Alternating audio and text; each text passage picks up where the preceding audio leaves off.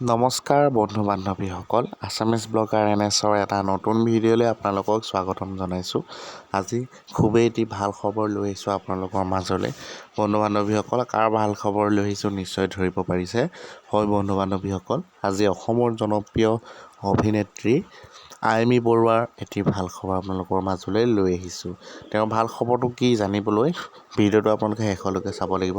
কিন্তু তাৰ আগতে আপোনালোকে যিসকলে আমাৰ চেনেলটো এতিয়া ছাবস্ক্ৰাইব কৰি ৰখা নাই, সেইসকলে আমাৰ চেনেলটো এতিয়া ছাবস্ক্ৰাইব কৰি ল'ব বুলি আশা ৰাখিছোঁ। কাৰণ সকলো ধৰণৰ অভিনেতা অভিনেত্ৰী, কণ্ঠশিল্পী, সকলো অসমৰ চেলিব্ৰিটি সকলোৰে বায়'গ্ৰাফীৰ লগতে সুন্দৰ সুন্দৰ তেওঁৰ খবৰসমূহ আমি আগতীয়াকৈ দি থাকিম।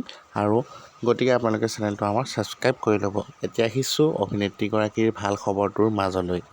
হয় বন্ধু বান্ধৱীসকল, অসমৰ জনপ্ৰিয় অভিনেত্ৰী আইমি বৰুৱাই 2025 বৰ্ষৰ আই সতী ৰাধিকা বঁটা পাবলৈ সক্ষম হৈছে। হয় বন্ধু বান্ধৱীসকল, তেওঁ আম্বেদকাৰ জয়ন্তী উপলক্ষে অহা 25 এপ্ৰিলত নগাঁৱৰ ৰাইদঙিয়াত অনুসূচিত জাতি সংগ্ৰামী যুৱ পৰিষদে প্ৰদান কৰিব এই বঁটা।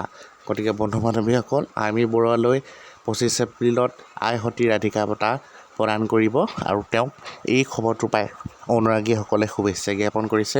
আমিও আমাৰ চেনেলৰ তৰফৰ পৰা তেওঁক শুভেচ্ছা জ্ঞাপন কৰিছোঁ, অভিনন্দন জনাইছোঁ। তেওঁ কৰ্মৰ জৰিয়তে সদায় জিলিকি থাকক অসমৰ লগতে ভাৰতবৰ্ষত, এয়াই কামনা কৰিছোঁ। আৰু তেওঁক আপোনালোকে কোনে কোনে ভাল পায় এটি কমেণ্ট কৰি জনাবলৈ নাপাহৰিব। অসমৰ জনপ্ৰিয় অভিনেত্ৰী আইমি বৰুৱাৰ অভিনয় চাই কেনেকুৱা পায় তাকো জনাবলৈ নাপাহৰিব। গতিকে আজিলৈ ভিডিঅ'টো ইমানেই। পুনৰ লগ পাম এটি নতুন ভিডিঅ'ৰ সৈতে। আজিলৈ আহিছোঁ, ধন্যবাদ।